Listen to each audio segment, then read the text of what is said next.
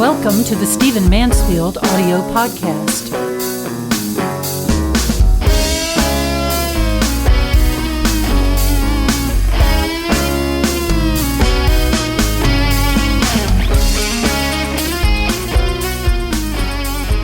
Well, let's get to it. I want to talk to you about the porn plague. Now, I have to tell you that my approach to challenging men, and it's mainly men we're talking about when it comes to porn, but my approach to challenging men is not to go through the long list of sins or of flaws and unproductive behavior that is unique to men.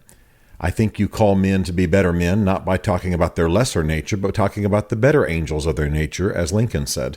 I'm not the kind of speaker who likes to condemn or speak about negatives. But you can't work with men as I do. You can't challenge men to be better men as I do. You can't be among men as I am so much these days and thrilled to be in that community without confronting the problem of porn. It creates shame for many men. It's a challenge for them as they attempt to work with their sons, as they attempt to escape it in their lives, keep it out of their homes. It is a serious problem, as we all know. And it's very, very difficult to escape. And so men talk about it. Men need help with it. Men want to know how to help their sons escape it. And they're challenged by it in our generation. I'm very familiar with the situation most men face regarding porn. I don't mind talking about it one bit. My father was a U.S. Army officer. We lived mainly in the United States. But when I became a teenager, literally when I turned 13, just during that summer, we moved to Germany. Now, we had already lived in Germany for many years, but I was in the first, second, and third grade, I think maybe part of the fourth. But it was when we went to Germany and lived particularly in Berlin during most of my teen years that I didn't develop a porn problem in the sense that I began to invest myself in it. It just invaded me. If you know anything about German culture, Germany, especially in those years, this would have been in the 70s, you couldn't turn on television without seeing it. You couldn't drive down the street. You couldn't read the German version of Time or Newsweek, which, as I recall, the main magazine we read in German was Der Stern. That means the star in English. And, nudity was a common part of it. You turn on the television, there'd be a nude woman selling potato chips. You turn on TV in the afternoon when you got home from school, and the soap operas had full nudity. It just wasn't uncommon. Nudity was just regarded differently. I went jogging once with a fellow football player. We were running through the Waldsee in Berlin and suddenly ended up in the nudist section. There I was, 13, 14, maybe 15, and was staring at a fully mature woman who had no clothes on. Well, I had never seen anything like it before. I wasn't very sexually active, but the image is stuck in my mind. I have a very graphic mind. I think pictorially like we all do. I'm very visual. And these images stuck in my mind. Actually, I moved back to the United States during my junior year of high school, and things actually got better. I don't remember much porn at all circulating in my school. There was none in my house. I think, I might have seen something on HBO or something like HBO if it even existed in those days, but it just wasn't a major part of my life.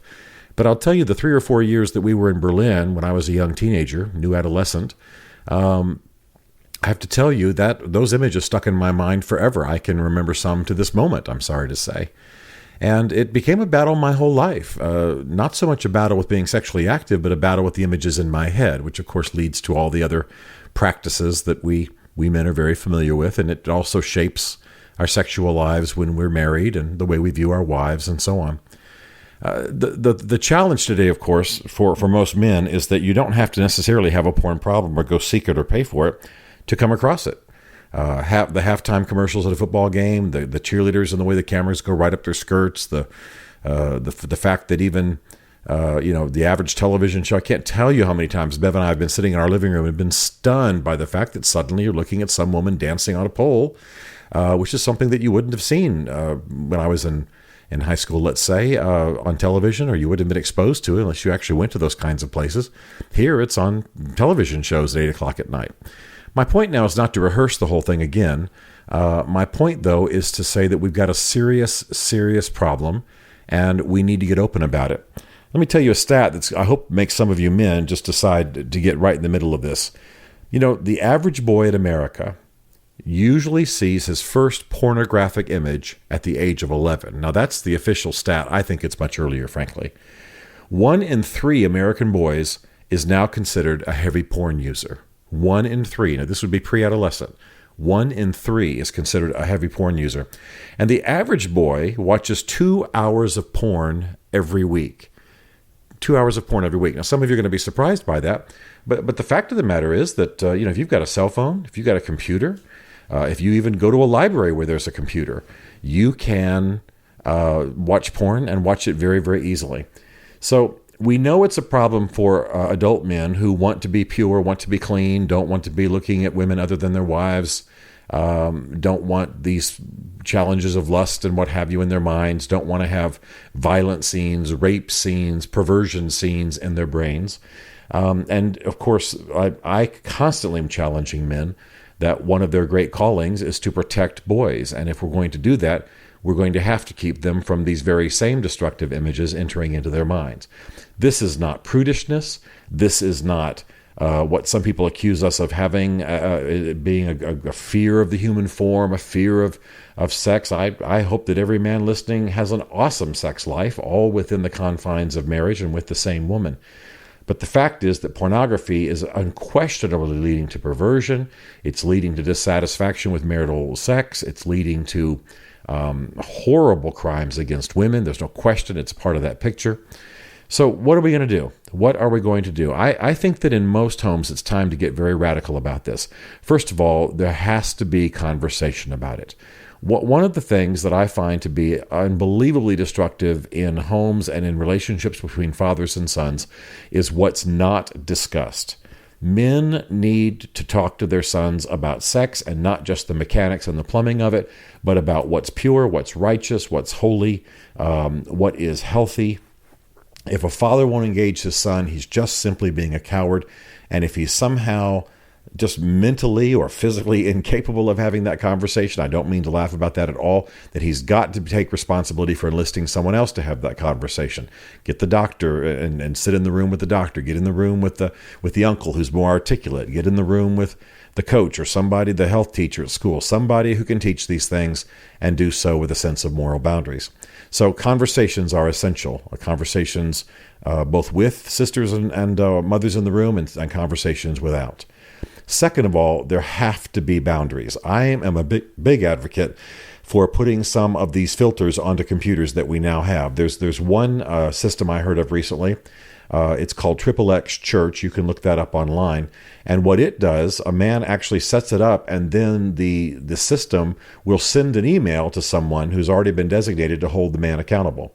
So one of the men I was talking to uses XXX Church, and when he looks at porn, an email goes to his mother. Now think about that.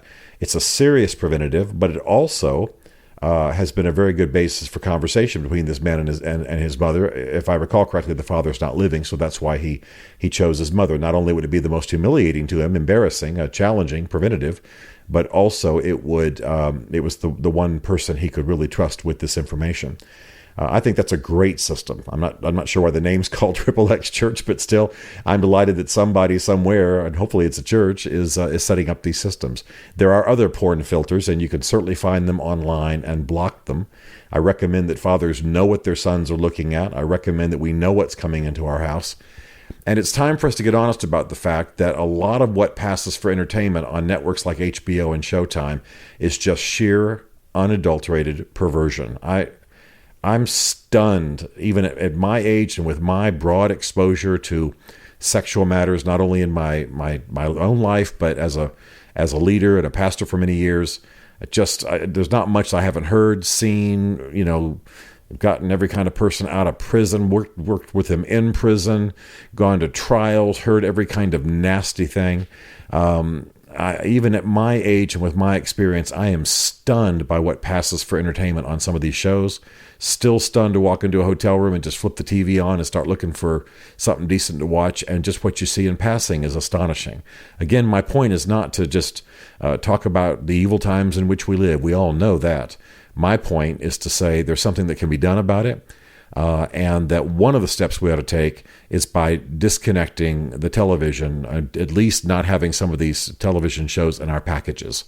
If you've got children in your home, you should not have HBO, Showtime, Cinemax playing unfiltered, unchecked in your home. Absolutely not. There's full-on porn, and worse than porn now, horrible perversion in these programs.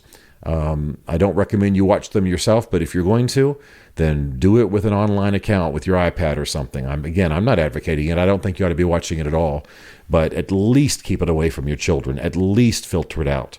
And again, my encouragement is you not watch it at all. And then I think finally, you have to be careful about what you have in magazines. You have to be careful about what movies you see.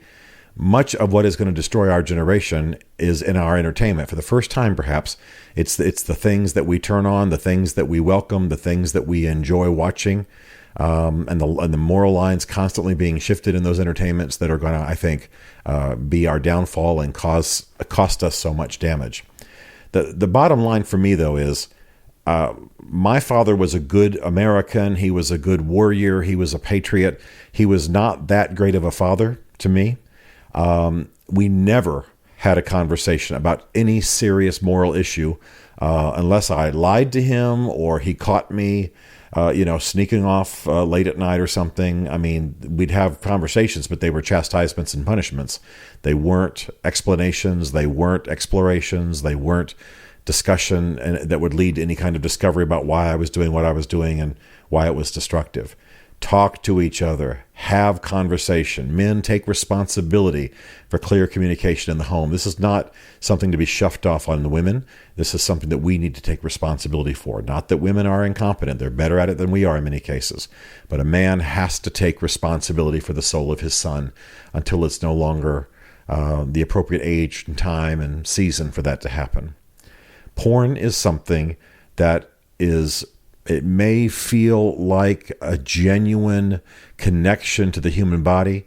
It is actually a distortion. It actually creates expectations that will not be met with spouses. It creates a dissatisfaction with normal. It heightens to a horribly perverse extent the sex drive. It awakens it too early in a young man's life, and it deforms his view of the world and leads to all types of destruction. Declare war in a reasonable, balanced way on the porn around you, around your home, around your children, and do everything you can to back this force out of the circle of your life. This is one of the great battles of our age, and it's time for all of us to engage it. Stephen Mansfield is a New York Times best-selling author and popular speaker who coaches and advises leaders worldwide. To learn more about Stephen, log on to stephenmansfield.tv. The Stephen Mansfield podcast is produced by Isaac Darnell, who also wrote and performed the Rockin' Podcast theme song. This is a Chartwell Literary Group production. Chartwell is ingeniously led by Beverly Darnell Mansfield. As a result, all rights are reserved. For more information, contact us through stephenmansfield.tv.